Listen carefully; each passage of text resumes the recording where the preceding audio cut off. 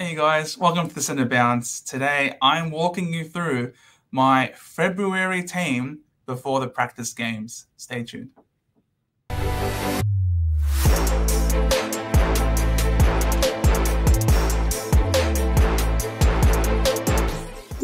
So yes, the time is here. It's been some time, and my team has changed quite a bit. I know that people are keen to have a look and see what I'm thinking, and I just got to put it out there.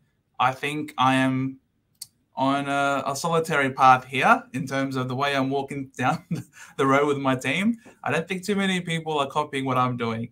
I'm not sure if that's necessarily the best thing, especially considering that not from what I've seen, not too many teams have this strategy. But I'll talk you through what it is, and I think I'll just start it off right off the bat, and explain to you why my team is so unique, I think, and it's got to do with the forward line, as you can see. I am really going ham with that forward line. I've got Dunkley, Canelio, Butters, Rosie, Taranto. I've gone all of them, all of the primos. I see a forward primo, give him to me. I want him in my team right here, right now. And a lot of it has got to do with my distrust of the mid prices in the forward line. I can't help it. I don't know what it is, but I'm looking around at all of these mid prices in the forward line, and I just can't help but feel that there's enough question marks on them, whether or not they're really going to make me 150K, 150, 200K. I really want the best for my team. You know, I'm not looking here to simply make a good team. I'm looking to try and make the best possible team I can make. And the way I look at it, when I'm looking at the forward line, you got Dunkley, who's almost who's a lock, right? To be, if not F1, F2, but he's got to be up there for F1. You got Canelio, who, if he's playing that same role that he had last year, that's going 110. You got Butters, who has a great ceiling, and if it wasn't for him being cursed / unlucky last year with a lot of these injuries, he finished the last month of football, actually a bit more, the last 5 games of the season, he averaged 112, I think it was, roughly. So for his price, again, there's upside. Rosie, same thing with Butters. These guys are going to be really inheriting and taking over that midfield at Port Adelaide.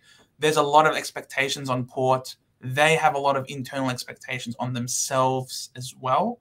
And they know that this list is capable of playing finals. The way they started last year is not going to happen again this year. They're not going to have an 0-5 start.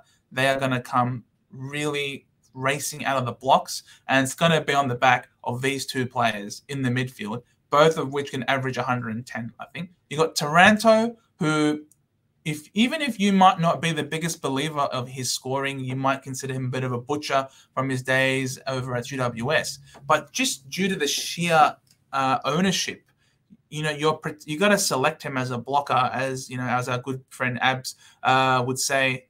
You know, you've got to protect yourself against the big scores that he's going to have playing in that, you know, Richmond midfield. And if you don't have him, it's really going to hurt. This sort of antipod might not be the best strategy, especially given I think that the mid prices in the forward line are too sus. They've got too many question marks over them. And I've got McLean, who I think is, without a doubt, the safest of the rookie prices to have in the forward line. And, you know, he's got that mid status as well. So if anything was to happen, I can switch him between mid forward. I think this guy is also really locked in as one of the best options, especially for that rookie price at 178, 900. If you don't start this guy, then I don't think you're frankly taking this game seriously, to be honest. And I've got Drury, great reports coming out of North Melbourne. This guy's really pushing for an early selection. Also, DPP and 102K, sensational. And then I've got here Anthony Caminiti, who I'm sure a lot of you probably would have seen and heard and watched the good news of him being picked up by St Kilda. Only took him 2 training sessions to really impress them. He had 4 to do so, but he took it in 2. I gotta have him in there. Good friend of ours here at the channel. We love speaking to him, and we were tracking his journey last year, and we're just so happy for him. And He plays as a key forward, and as we know, St Kilda are in dire need of that. And if they like what they saw in 2 sessions with him, then you never know. He could also have a fairly early call up for the 19-year-old. So absolutely love it. Congratulations, Anthony, man. Massive props for you. And we're all really proud of you here, Big J and I at the centre bounce. So that's the forward line. That's, I think, what's really going to set me apart from a lot of people.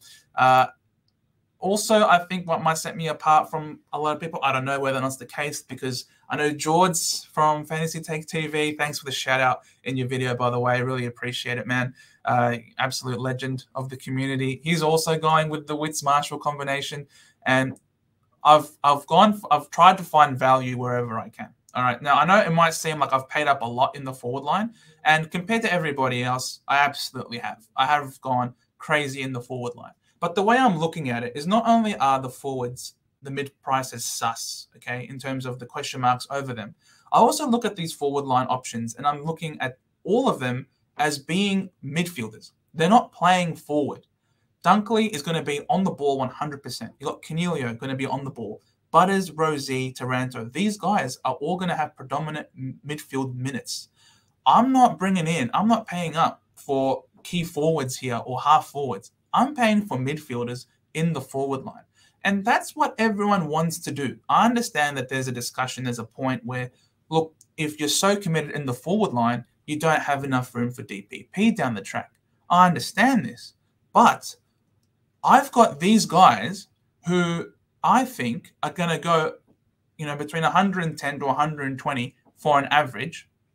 That already puts them at like M8 to M10, M8 status, especially in the forward line. For their prices, they are underpriced for the output that I think they're capable of giving us. Like if you take the average of all of these people, their overall average is priced at a 98. This is unders severely. And I think that having all of these guys, why would I wait and pay and have these mid prices at the start, wait for them to accumulate money to then trade up to get primos, when I can get them right off the bat, get their big scores early, whilst I think they are at a more than fair price. For me, I think that I'd much rather have, for example, a Taranto at F5 as opposed to an Oscar Allen, a key forward who is going to be double and triple teamed. Darling is no threat. He did his ankle. Yeah, I understand he could play, but this guy is not going to be a threat to anybody at this year. I think, Oscar Allen's going to be the key forward. People are going to go for him. Flanders, he's going to be like maybe the fourth midfielder. He's playing at half forward. I don't know how much midfield time you can expect from him when you got such a powerful midfield at Gold Coast. Winhager, I think he's still unproven. He had a great debut season last year, but it's a different team. It's with a different coach now, and whether or not he can take that, I really rate him as a player. Absolutely. But I still don't have enough information about him to see whether or not he's capable. Nat Fife, for his price, again, he's going to be playing predominantly forward. For me, I just think that it is really safe for me to just commit now, almost have a full primo forward line, almost full, that these guys are all going to be top 8 forwards, top 6 forwards to 8. I understand there's going to be DPP changes, but I think these guys are well and truly the best for their price, which is, I think, undervalued. And I've gone for value there because I understand that the ruck status is really crazy at this point in time.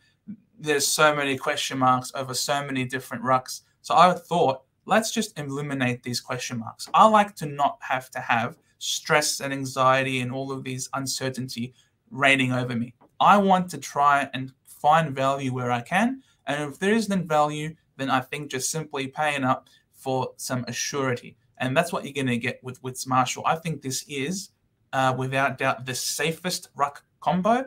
I understand. I love Draper. He's my boy. He's 100% going to break out. I'm going to be starting Draper next year. Don't you worry. If he's got, I'll be starting him in any situation other than if he has an ACL, of course. I love my boy, Sammy Draper. The question is, he's going to break out. Is it this year, though? That's the question. And it's a big question mark over me. Darcy Cameron, is he going to be number one? How much is he going to share with Cox?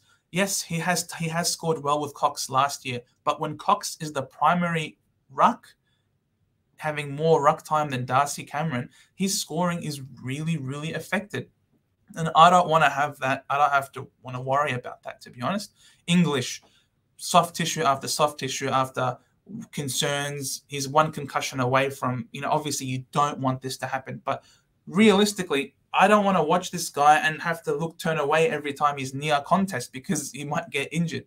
So without a doubt, Witts, he's the number one man. He's the only man. He's got a lot of his scoring comes from hit out to advantage. And guess what? His midfield is only going to get better. Another preseason into Rowell, into Anderson, Took. They've now got Flanders coming in there, popping in every now and then, apparently. And the Gold Coast are really pumping up his tires. So I can't see why this guy can't at least recreate what he did last year. He's had a full preseason, hasn't missed a session, so he's gonna be fitter than he was last year which was interrupted.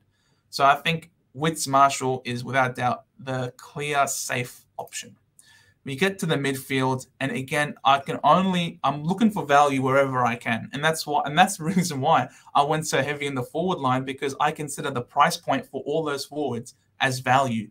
I went value in the midfield. Yes, there's no Clary. Yes, there's no Laird. There's no Took, because I want to go for players that I think are really great for their price. I'd love to have Parrish in there. I'd love to have Andy Brayshaw in there, but I just simply cannot fit them.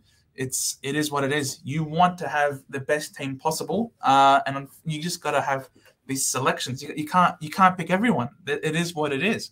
But I think the ones that I have picked here are really sure bets. I think Bontempelli, everybody's spoken about him. Everybody knows that this guy, well and truly the favourite, I think, for the Brownlow.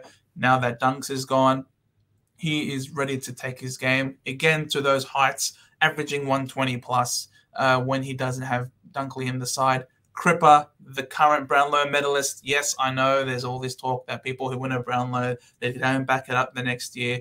This guy will. This guy, he is a force of nature in that midfield. He will his team over the line. Them missing finals last year, believe it or not, is probably the best thing that could have happened to Carlton. They would have probably just managed to sneak in on percentage, not come in with good form. Instead, they enter this preseason really hungry, really driven. This guy got married. He had a very short honeymoon because he was back, not missing a session. This guy understands, yes, the Brownlow's nice, but he wants Norm Smith. He wants a premiership.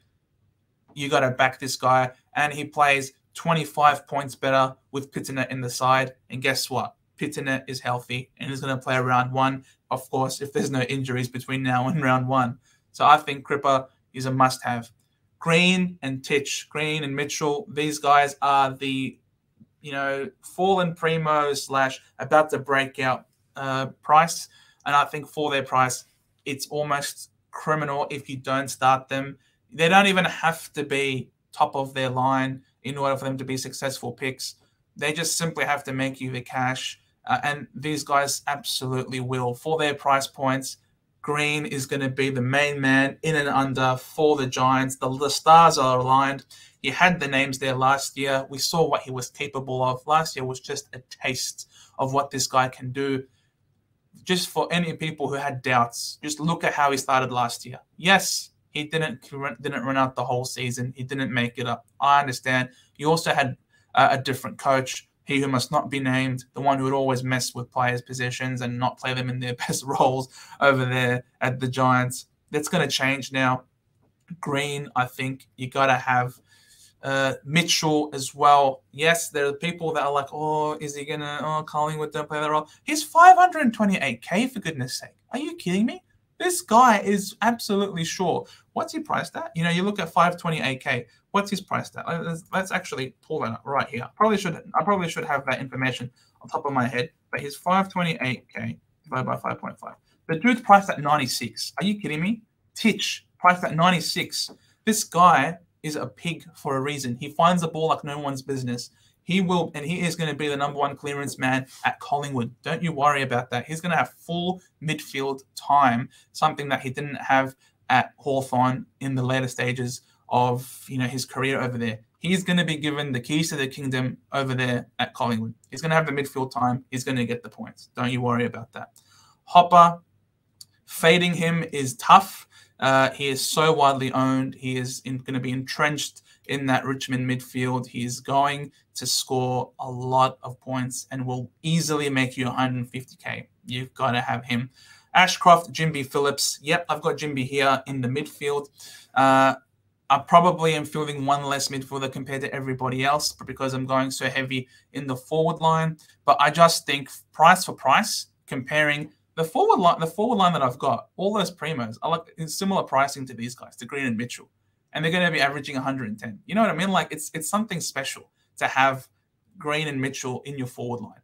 Essentially, 4 of them actually, because I think Dunkley is like a Bontempelli level sort of player. So I think having these guys are going to most likely play round 1. They're most likely going to make you between 150, 200k. Ashcroft, superstar, averaging 164 in the VFL. Reports are that he's absolutely killing it in the preseason. Jimby, very friendly role, rotating between midfield and halfback with Yo. I think this is great for Supercoach scoring, and by reports, he's ready, made to go. His body's physically ready. Phillips, he's been tearing it up the preseason. He was playing on the B team very early on, and the B team was slamming the A team. So, and this guy, he's really ticking all the boxes. Johnson and Baker really look like they're going to be playing wing roles for their respective teams, which puts them in their best 22 and playing games. I want them just to play and make me some money. Slow burns, perhaps. Constable wasn't in my team before, but with the report that he's going to be playing permanently a halfback, that's a Supercoach friendly role. And if he's a punt off halfback, having him with that DPP, simply filling up space on the bench, playing warm body, I am not complaining about that whatsoever. And that brings us to the back line. My back line's a little bit thin, but I think a lot of people are going with a thin back line anyway, because there are so many viable options. I got Young and Dacos. I think these guys, yes, I haven't gone for any 600k players. Again, looking for value where I can find it. I don't want to overpay for players. I think the only player out of everyone in this team that I have sort of overpaid for is Witts. I think that's the only player I've overpaid for in this entire team, and that's because I just want to set and forget. I don't want to worry about messing around with my ruck and having any issues, especially now with the sub rule. I just want to know that I've got that line finished. I don't have to worry about it for the rest of the year, of course, barring injury / suspension. But Young, by all reports, Young and Dacos, both of them, by all reports, are tearing up the preseason, and they're both going to be given, and they're both being given more responsibility. Young taking kick-ins? Are you kidding me? This is what he's been missing, and whilst he's playing on the same team as Ryan as well. This is glorious. This is what we want to hear. Him taking next steps. I think both of his guys can average 100, 105. I'm confident that these guys could be top 8 defenders, and I'm not breaking the bank trying to get these guys in. I think guys like Sicily, Stewart, Dawson, Doc, I think there are sufficient question marks over them to warrant whether or not you're going to start them or not. I think you can get all of these guys for a cheaper price a bit later. I think you got Yo, who again is tearing it up. He's playing really well. He's got that friendly role, playing mid and halfback. It looks like they really want to conserve him, and he's a great user of halfback. I know he dominated us when we played against the West Coast Eagles. He was playing that halfback role against them, and he did really, really well. And I think everybody is starting this guy, to be honest. So he's an antipod that you don't want to miss. Caulfield is one that, for his price, I think he can cement himself in St Kilda's best 22. He's got the height and the marking ability to take some intercept marks, and he's quite a good kick as well. So I think this guy, if he's able to show that he's got confidence in his body, coming off his injury concerns, I think if he can show confidence in his body in the preseason games, he is well and truly, I think, on the way to making you 150k. Goda, McKenna, I think these guys, Goda, a lot of great reports about him. DPP as well. He's going to play halfback and wing over there for North Melbourne. There is a bit of a sub risk, I think, associated with him, given that he could be someone that could come in with an injection of speed and really change the way a game looks. So it's a bit nerve-wracking there. But look, I think overall he's someone who could, if given the game time and he can prove that he's really reliable, I think that this guy can really make 150k, as can McKenna. 167k for a mature age player is really easy, I think, in my eyes, especially when he performed really well in the match sims. So I think this guy is best 22. They need the speed out of the back line. They can't keep relying on Rich, who's getting older. Zorko is also getting older, stepped down as captain this week, just today. So, look, I think it's clear that this guy could really entrench himself in the best 22. And then I got Weddle and Montgomery. Montgomery, I think he's been training really well over there at the hangar.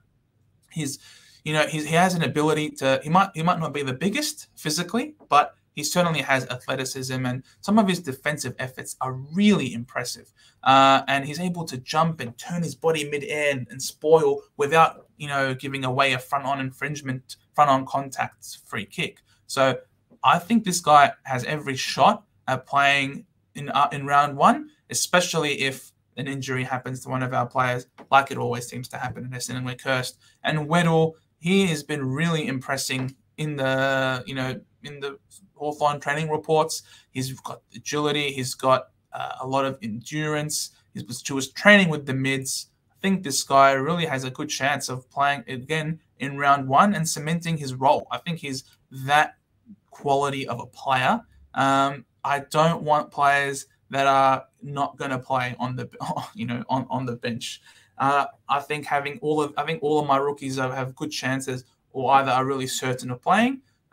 Obviously, between now and round one, things could change. But at this point in time, these are the rookies on the bench. And overall, that's what my team looks like. I've got $1,300 left in the bank, so not a lot to play with. But I think overall that this team is really strong. I've got, if you count them, I've got 1, 2, 3, 4, 5, 6, 7, 8, 9, 10, 11, 12. I've got 13 primos.